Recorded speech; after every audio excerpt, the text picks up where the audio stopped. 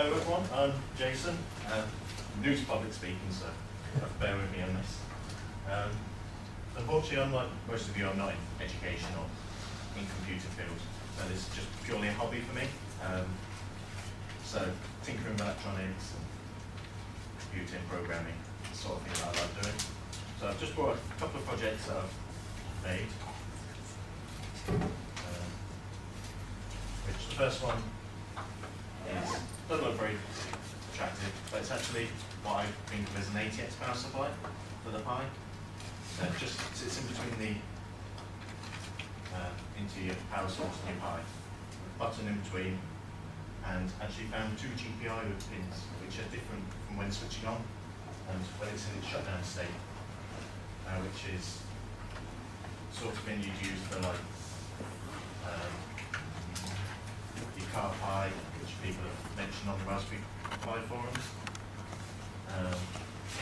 Stuff like media center to turn off when you're finished, and also timers as well. So if I just make this up.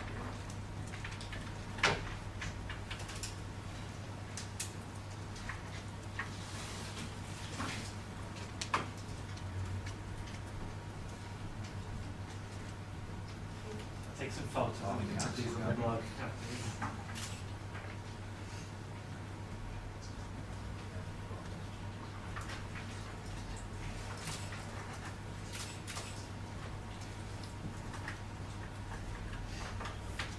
Right, so put the battery on, put the Pi. What we do is just hold the battery, the LED comes on, and that will stay on. While it's starting up, because I'll show you when you shut it down as well. So the actual two pins were done a process of elimination, seeing which is on, which is off, in the two different states. It's the ground pin and UART transmit, which are right next to each other luckily. And that goes through to power a relay through a transmitter to keep that on. Not transmitter, sorry. Transistor. So it's not pulling too much voltage. So it's using the transistor to keep the relay on. Then you can neat it up as well to make it like an inline switch, or even replace the relay for another transistor. So just make it a lot neater.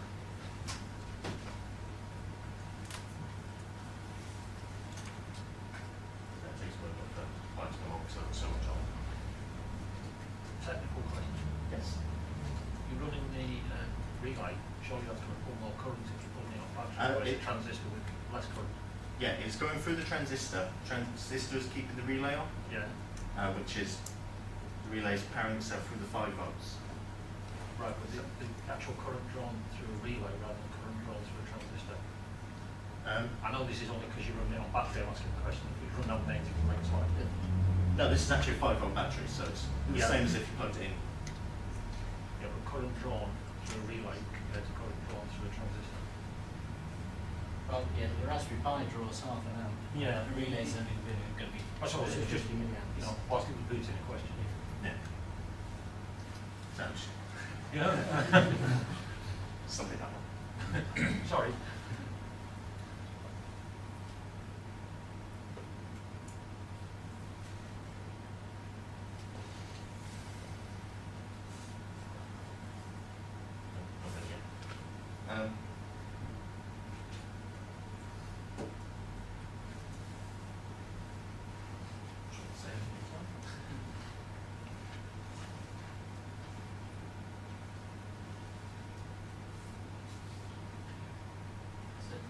Can I ask a question? Does your Yeah. Raspberry Pi got a Wi-Fi? Yes, Ah, plugged in through the hub. okay. So the problem is I've got so much on the Pi itself, it takes some time for it to come on. Is that Wi-Fi or a GPRS modem? That's Wi-Fi. Wi-Fi, sorry. Yeah, it goes in through a USB hub, Right. through Wi-Fi, and then connects in straight to it from the laptop. Did you have a lot of trouble getting the drivers and things set up for the Wi-Fi? Or? For that one, yeah, because most people have gone for like a Realtek sort of mini Wi-Fi. Yeah. That was a Ralink, which Okay. wasn't fun to set that one up. So anyone with no Linux, to shut it down is to set the runtime to 0, which I'll just do from the command line, which just starts to shut down.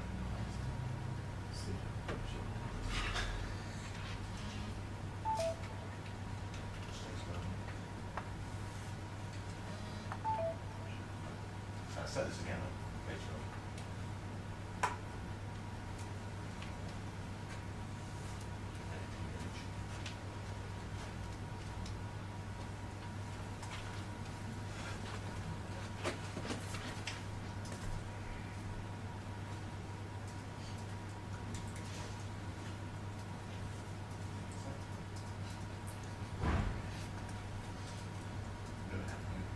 Hey, there we go. Yeah.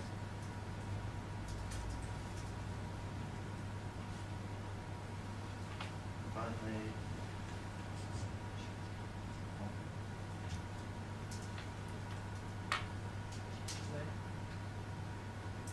There we go. So it'll turn itself off. So I'll show anyone that's interested in that. So I've got it on my blog as well.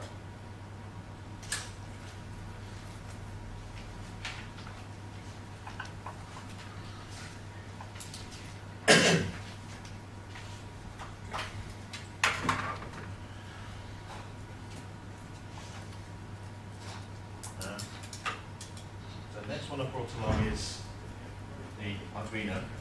Anyone that came from the first Raspberry Jam would have seen Simon's tutorial with the flags. But for anyone who doesn't know, it's essentially a way for a computer to talk to the outside world for a series of input and outputs, which you program the chip on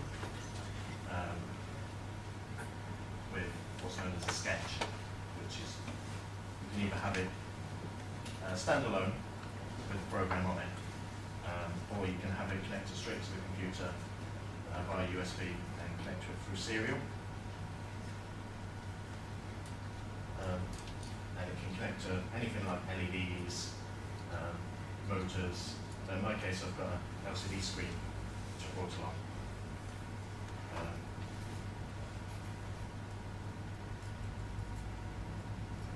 It's pretty wide up.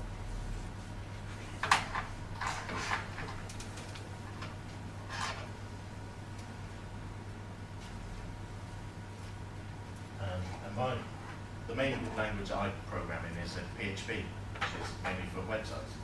But having PHP connect through serial will let you kind of interface with the outside world. So it's mainly kind of a write only. You can kind of read from it, but I've never managed to get that to work yet. And when we go through the Arduino, it's not the most stable of environments.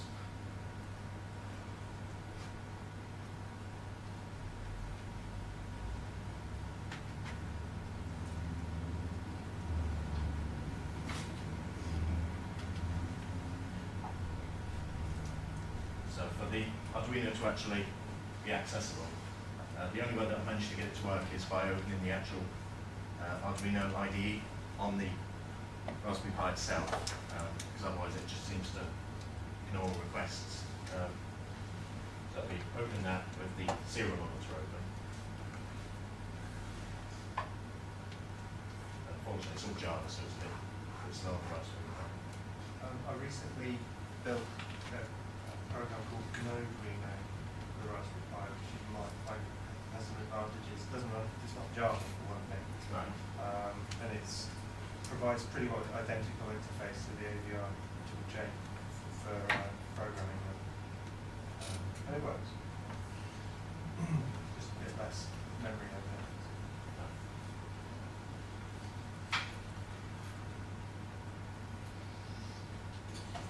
So with the serial port now open, and the PHP running on the actual Pi itself.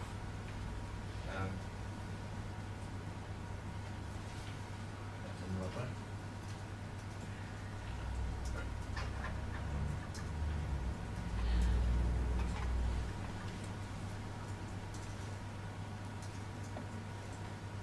Do you have to do anything to PHP to make it write to a serial call? I had to include a PHP serial class.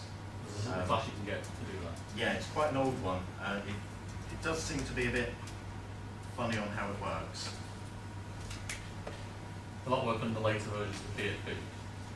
At the minute I've got it on 5.3. Yeah.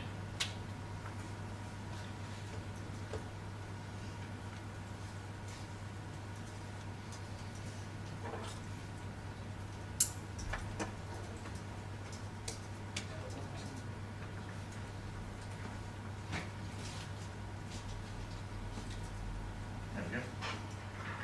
So for those that can see, yeah.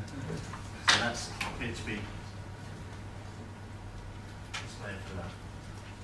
So, oh, it's a long way for this to work.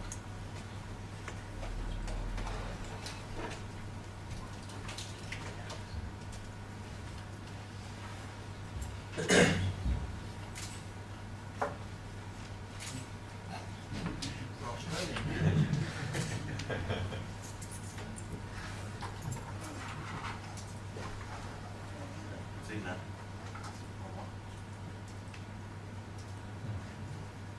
So with that you can type any message into the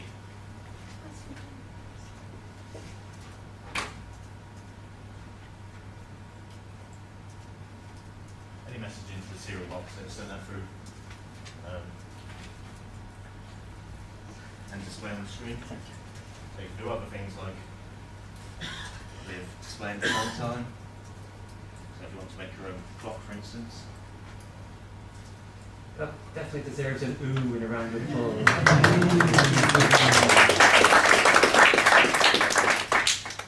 But you can do pretty much anything that you can with PHP, such as like displaying the current write button. And it will cycle through for what today's.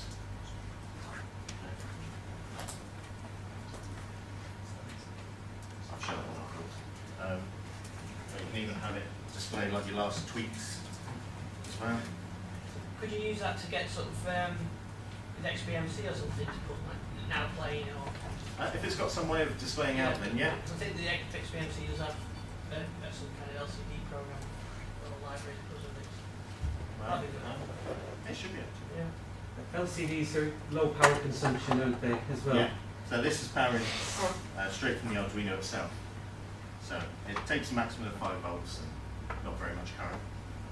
Just out of interest, to write to it, you control each pixel, or is there does it have control for well, except like a text input, as it were? Yeah, it's text in through the serial. The Arduino's got its own library to run a specific type of LCD. I've forgotten the model number of it. But it can take anything up to 20 by 4 lines. At the minute I've just got a 16 by 2 LCD. So is the Arduino controlling each pixel separately then? Yeah, Yeah. you just give it text and then it will interpret it and display it. So there'd be an advantage to that if people are talking about making their Raspberry Pi mobile, like as a bicycle computer or an in-car computer or a weather station. You wouldn't have to plug it into an external display No. and you could do later on to capture the data, but you could use that to indicate status of the wind direction or the speed your bicycle's travelling at. Yeah. Yeah. And having it display last tweets as well.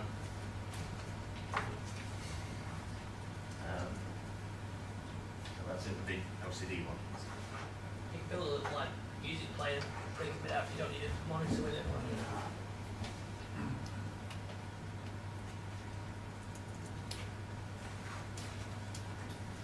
And do we know how much these 2-line LCD displays, what do they sort of retail at? 5, wasn't it? About £5.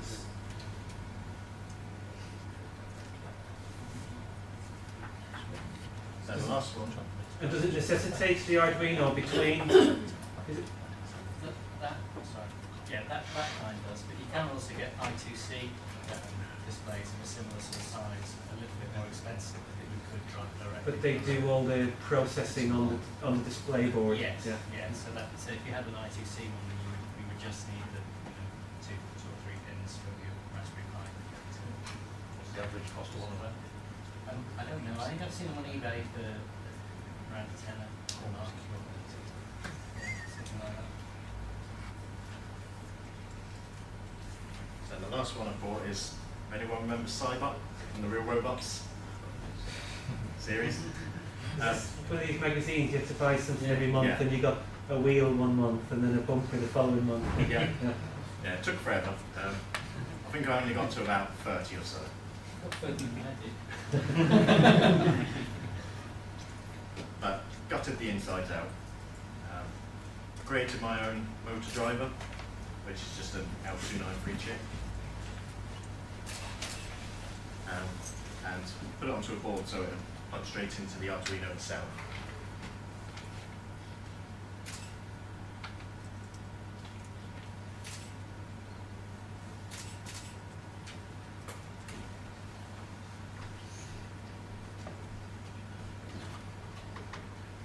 Because I've got my Pi connected to a battery at the minute, just plug it all straight in.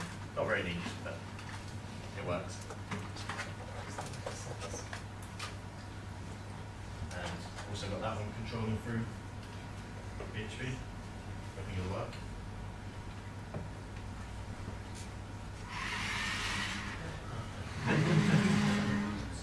Slightly bigger off the table.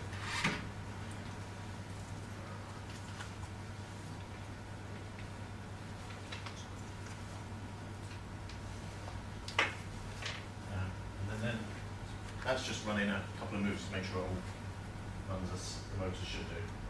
You can go one step further, make an actual control panel for it. So my 4-year-olds absolutely love playing with this. So just set in a couple of moves, shut those off the table.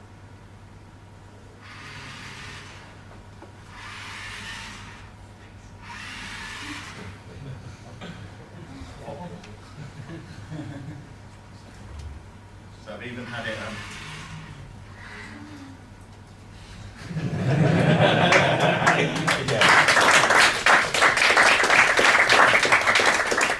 I've even had it controlled through Skype from 200 miles away. So just set your Pi through the router, they connect straight to it, control it. Was a bit strange having this robot suddenly move on the floor. But So if you had a bit more fun, then you could probably put one of these on other planets. You could have send tweets back as well. yeah. So you're just doing that through PHP again then? Yeah, that's just So PHP. web server on the Pi itself, yeah. So the browser's just connecting straight to the Pi. Yeah. And it's sending it through serial, through the class. You borrowing the motors from the Arduino? No, that's The separate batteries for the motors? yeah, that's what the driver's chip for. So it's not pulling too much. Yeah. So the Arduino is actually just powering the chip itself, but it's got its own separate power supply from some AA batteries underneath. Yeah. Now, we're going to say thanks to Jason first of all.